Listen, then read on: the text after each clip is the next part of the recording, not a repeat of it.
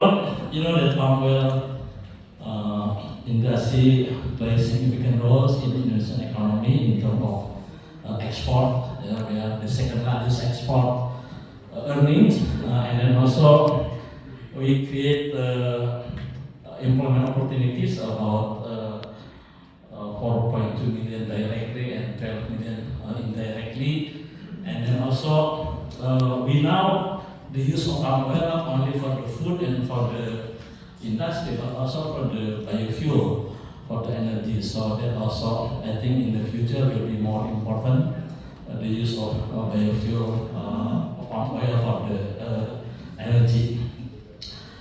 So we are as the largest producer, largest exporters, and largest consumer of palm oil, face many challenges.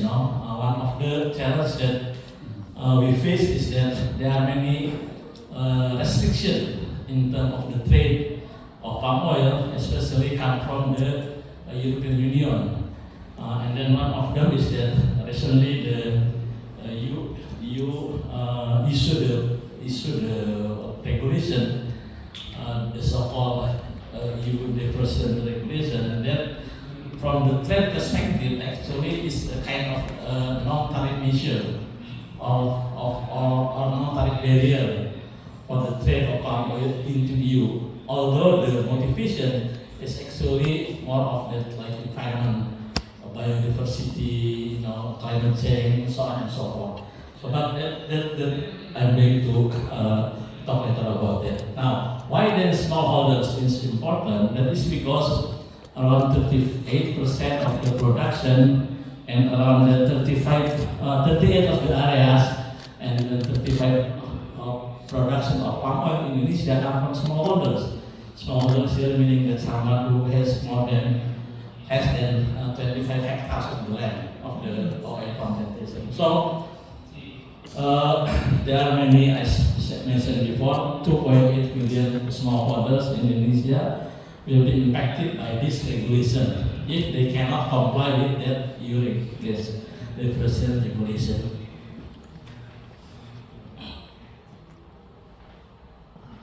So the objective of this study is to assess the economic impact of UDR on smallholders and to examine the implementation challenge and the other requirement to comply with the UDR.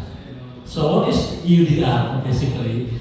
UDR is that new regulation that will be implemented, actually supposed to be implemented at the end of this year.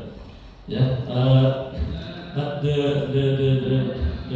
basic things, the core of this regulation is to ensure that the commodities exported to EU free from deforestation not only apply to palm oil, but also to other 6 commodities: coffee, cocoa, and then what else?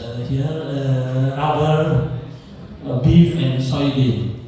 So that's 7 commodities which categorized as one of the main causes of deforestation all over the world, cannot be exported to EU unless they comply with the EU requirement. And the requirement is to ensure that these commodities are free deforestation. That's what the basically UDR is all about. So to do that, the importers will require information of import of their second 7 commodities, including palm oil, in terms of geolocation. So the exporters and the suppliers all over the supply chains of their commodities has to provide information on geolocation of that plot of the plantation, right? So meaning that polygon or geolocation or polygon coordinate of that plantation along the supply chains, and then you will verify by the forest map that they have whether or not that plot of plantation free of deforestation or not cost of deforestation. That's one thing. And in addition to that, also the product that exported to EU has to be legal, meaning that has to have certificate of the land, for example, land ownership, and so forth, based on that national laws and regulation. So that's what what we call it, the complement of this regulation of UEDR. Now, as I said before, from the trade literature or international trade literature, basically what EU is doing is to restrict, the export of that 7 commodities to the EU. Although we know that the motivation of that is environment, basically. But so what I'm doing here is that we treat this regulation as a non-tariff measure of the export of that commodities, including palm oil. And so based on our literature review, actually we see here that these policies or similar policy before has impact on the several aspects. First of all, impact of trade. If this non-tariff measure will cause the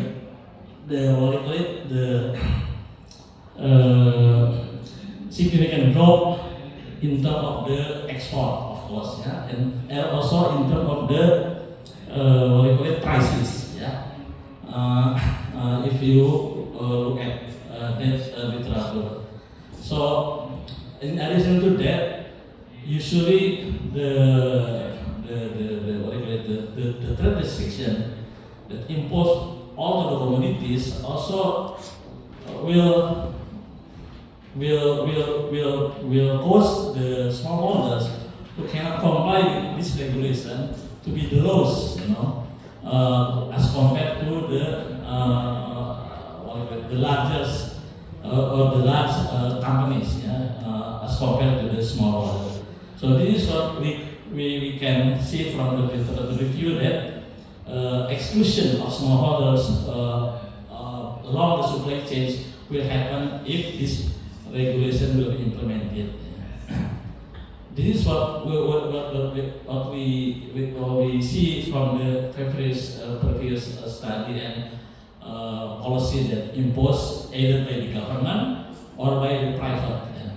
So how come that we measure this impact? So this is the overall framework that we use to do the study, and then next. This is the methodology. So we actually do the 2 things here. First, the macro impact using the secondary data, and then we then measure the impact of non-tariff measure to the price of FFB. FFB means fruit fresh plants, buah tanah segar of the CPO. And then we then measure the impact on income and the impact on poverty. Another dimension of the study is that we use the micro impact, using the primary data, and we would like to know what is the constraint, and then in terms of the technical and socio-economic constraint of these smallholders in complying with the UDR. Which cause the potential exclusion of that smallholder. So what we'll find here is that maybe just to make it short, Next. This is the analysis that we use, the macro impact of the trade of FFB. As you can see here, that actually as we estimate, this policy will have negative impact on the prices of FFB, and we use the regression here, yeah, and then we see here is that the price of FFB will decrease about 394,000 rupiah per kilogram, yeah, on 394,000 per ton of FFB. And then after that, then we make a simulation, yeah. For example, if the smallholder can comply with this regulation, how many percent of the export to EU drop? Yeah, we measure here the 100% and 50%. So with that, then we make simulation here. Yeah, the impact of on income on per capita and poverty. And we can see here is that if this regulation again implemented, yeah, under current condition, then we expect that the poverty at the smallholder level in 3 provinces will increase, yeah, with various scenario here in the simulation. First is simulation 1, 2, 3, 4, and 5. So what our finding here is that our conclusion from this is that this regulation, if it is implemented, will cause the poverty level to increase, farmers' income to declining. Now, okay. Now, thank you very much for reminding me. And then, so another dimension of this study is that we do a survey to 500 smallholder farmers in 3 provinces, yeah, and to know and understand what is the technical and social economic constraint for them to comply with the UDR. And the result is that here is that there are unreadiness technical constraint for them to comply with the UDR. Because of what? Because they have no geolocation, they have no land certification, and other legal requirement from the government. And then another thing also may be interesting here is that the smallholder farmer itself, they don't know about what is UDR means. So that I think the knowledge of the toward this regulation can be said as zero. And then another finding is that what we call it here, or they also need financial incentive, to comply for this UDR. Another thing here is that okay, this is support that we need. So basically, what our finding here in the second part of the study is that the smallholders has technical and socio-economic constraint for complying with UDR. They have no knowledge of that, and how come then they cannot they follow it? They have no knowledge. Now, so the conclusion here is that UDR implementation may disproportionately affect the smallholders due to the limited market access, lack of awareness, inadequate technical readiness, and insufficient financial incentive. And failures to comply with UDR, meaning that they smallholders will be excluded from the supply chains. So this also will, I think, further make them even suffer. So our recommendation here is that we recommend to postpone the implementation of UDR, until smallholders are ready, basically, both socio-economic and technical concept. And then the good news here is that based on this study, I would like to inform you that UDR, the implementation of UDR is postponed for 1 year. No, I'm just kidding. Not because of the study, but because of the pressure from producing countries, including the US, and we know that the UDR implementation will be postponed a year later. So thank you very much.